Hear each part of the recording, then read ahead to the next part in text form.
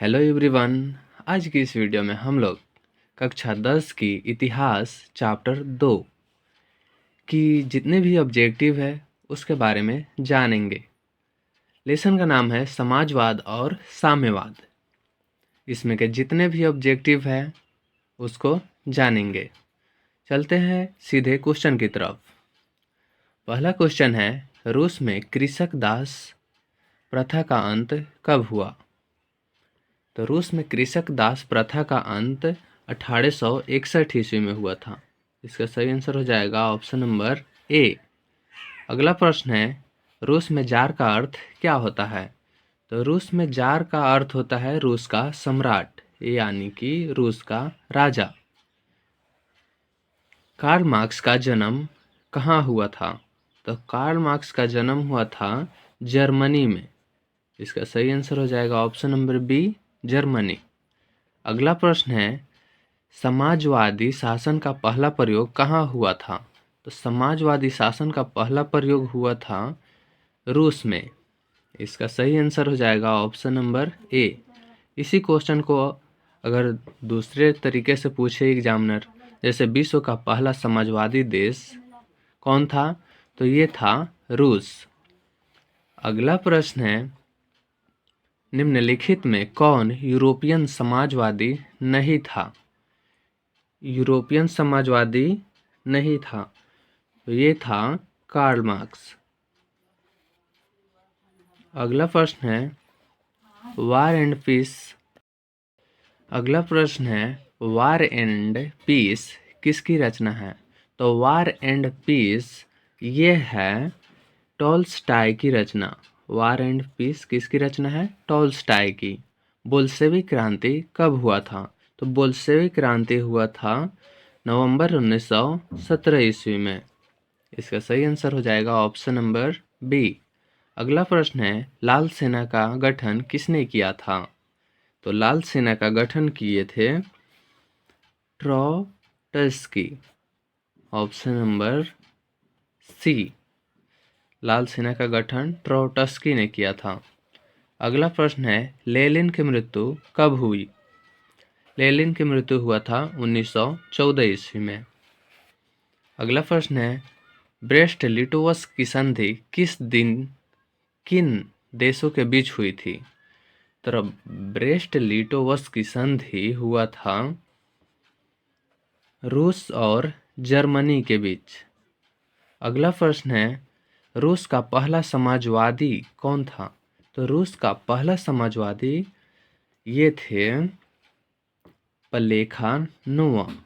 प्लेखानोवा। अगला प्रश्न है, रास्पुतीन कौन था? तो रास्पुतीन जो थे एक भ्रष्ट पादरी था। नई आर्थिक नीति कब लागू हुई? नई आर्थिक नीति ये लागू हुआ था 1921 ईस्वी में। अगला प्रश्न है, दास कैपिटल की रचना किसने की? दास कैपिटल की रचना किए थे कार्ल मार्क्स। कार्ल मार्क्स कहाँ के रहने वाले थे? तो जर्मनी के रहने वाले थे। अगला प्रश्न है, रूस के सम्राट को क्या कहा जाता है?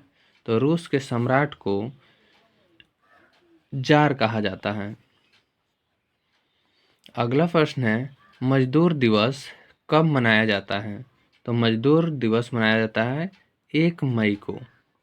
1 अप्रैल को मनाया जाता है मूर्ख दिवस, ठीक। और 8 मार्च को मनाया जाता है महिला दिवस। अगला प्रश्न है, अंतर्राष्ट्रीय महिला दिवस कब मनाया जाता है? अंतर्राष्ट्रीय महिला दिवस मनाया जाता है 8 मार्च को। इसका सही आंसर हो जाएगा ऑप्शन नंबर डी, 8 मार्च। समाजवादियों का बाइबिल किसे कहा जाता है? तो समाजवादियों का बाइबिल कहा जाता है दास कैपिटल को। दास कैपिटल किसकी रचना है? तो कार्ल मार्क्स की रचना है। कार्ल मार्क्स ने किसके साथ मिलकर कम्युनिस्ट घोषणा पत्र प्रकाशित किया? तो कार्ल मार्क्स मिले थे एंजेल्स के साथ। कार्ल मार्क्स और एंजेल्स मिलकर दास कैपिटल की रचना किए थे। अगला प्रश्न है, जार निकोल्स द्वितीय की पत्नी जरीना किस देश की राजकुमारी थी? तो जार निकोल्स थे वो उनकी पत्नी थी ब्रिटेन की, यानी कि इंग्लैंड की। अगला प्रश्न है, समाजवादी घोषणा पत्र के लेखक कौन थे? तो समाजवादी घोषणा पत्र के लेखक थे कार्ल मार्क्स और एंजेल्स। अगला प्रश्न है, निम्नलिखित में से किसे समाजवाद के संस्थापक के रूप में माना जाता है? समाजवाद के संस्थापक के रूप में माना जाता है किसको? तो ये माना जाता है कार्ल मार्क्स को। अगला प्रश्न है, दास कैपिटल का प्रकाशन किस वर्ष हुआ था? दास कैपिटल का प्रकाशन हुआ था 1867 ईस्वी में।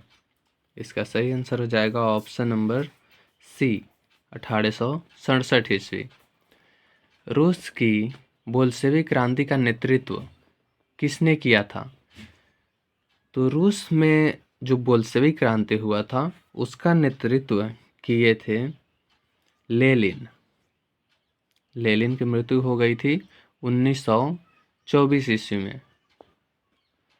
अगला प्रश्न है, खूनी रविवार किसे कहा जाता है?